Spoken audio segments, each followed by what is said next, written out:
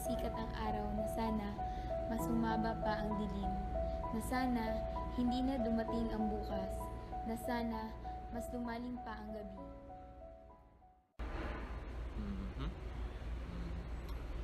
This is a good thing. Your charts are consistent and normal. Recovery is a slow-paced process, especially in your case. So, you've been through how do I say this? A rocky journey, but in the end, you made it. Like I always knew you would. Akala lang pala. Uy, kumari, kamusta ka na? Okay lang. Alam mo naman, ganun pa rin. Parang dati lang. Ano ba yan, kumari? Bakit ang payat-payat ni Josa? Hindi mo ba yung pinapakain? Ay naku, kung ano-ano na yung pinapakain ko dyan, nagtiki-tiki na yan, nag-apebon, nawala pa rin, Diyos ko po. Ano ba yan? Ang payat-payat niya.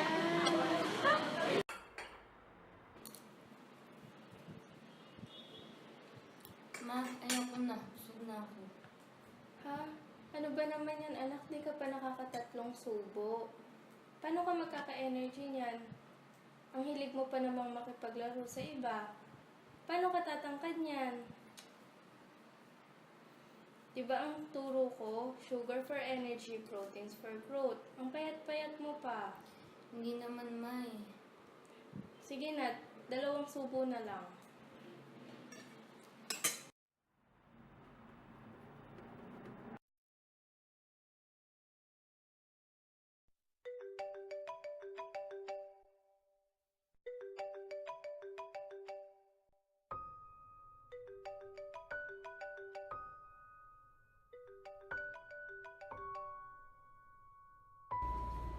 Sabi nila noon, maarte lang ako kaya ayaw ko kumain.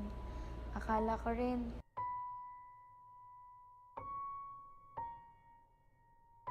Yun kasi ang sabi nila. Pero naisip ko, may mali kasi gusto ko kumain, pero may boses sa utak ko na nagsasabing hindi pwede. Noong nagpatingin ako sa isang psychologist, sabi niya, anorexic daw ako. Sabi ko, pero Dok, noong bata pa ako nagsimula to, pwede ba yun? Tinanong niya ako kung may kamag-anak ba kung may anorexia. Hindi ko alam. Hindi ko maintindihan. Maaari daw na naman ako to kung may lahi kami.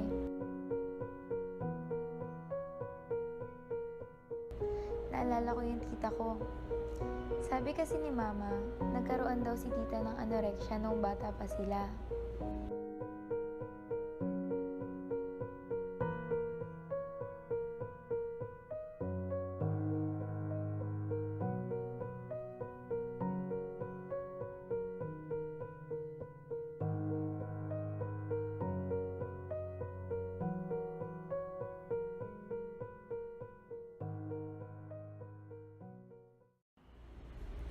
Sana hindi pa huli. Sana matama ko pa ang lahat. I knew you'd make the right decision. The fact that you had an early onset of anorexia nervosa would make it even harder to treat. And you know that, right? Opo.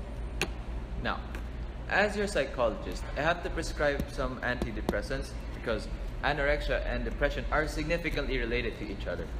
So, for one, people with anorexia have a different reward response. So instead of thinking of food as a reward, they would think of it as something too much.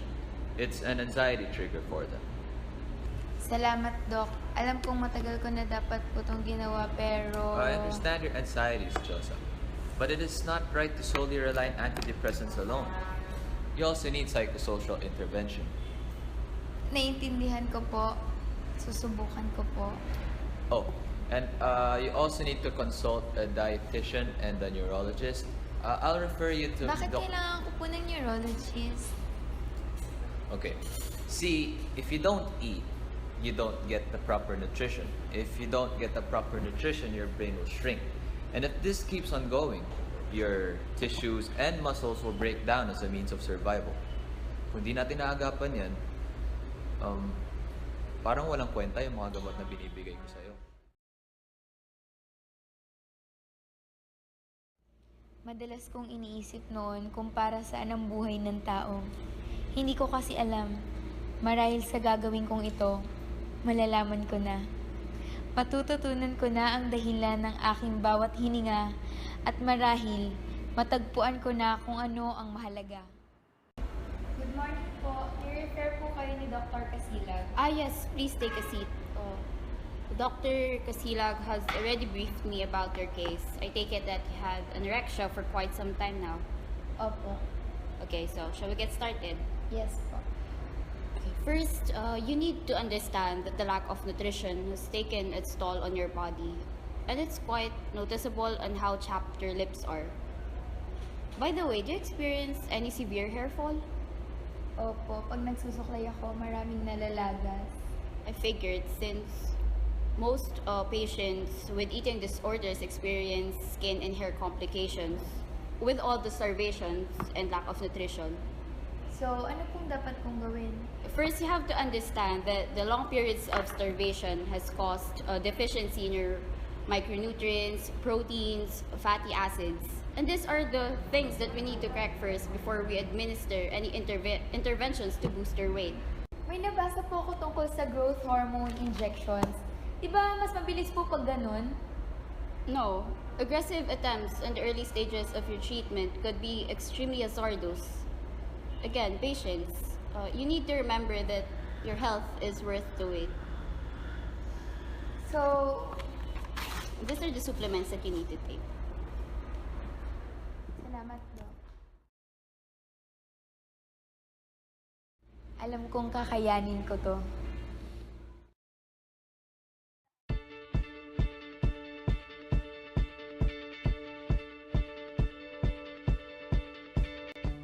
I made it. The scars of the past will always remind me of the battles I have fought and how I managed to triumph against the impossible. It has been a long journey. Every downfall, every rock bottom became my foundation and inspiration to never give up. We have to understand that when we eat, our blood sugar level increases and deviates from what we consider normal. Our bodies work in a coordinated manner. When this happens, our body cells take up glucose to reduce the glucose present in the blood, and the liver will take up glucose and store it as glycogen. This is how our bodies maintains homeostasis. Does anyone have questions? Ako po. I have read somewhere that exercising too much can significantly decrease our blood sugar level. What happens in that case, ma'am? Well, if that happens, our bodies have what we can consider alternatives. Say for example, glucose can come from the glycogen in our liver. The fat reserves in the muscles, or in extreme cases such as starvation, the body's protein. So that was a very interactive session. I hope to see you all in the next Health Allied Convention by SHS Health Allied students. Hopefully, we can still invite Ms. Josalyn C. Thank you very much, ma'am.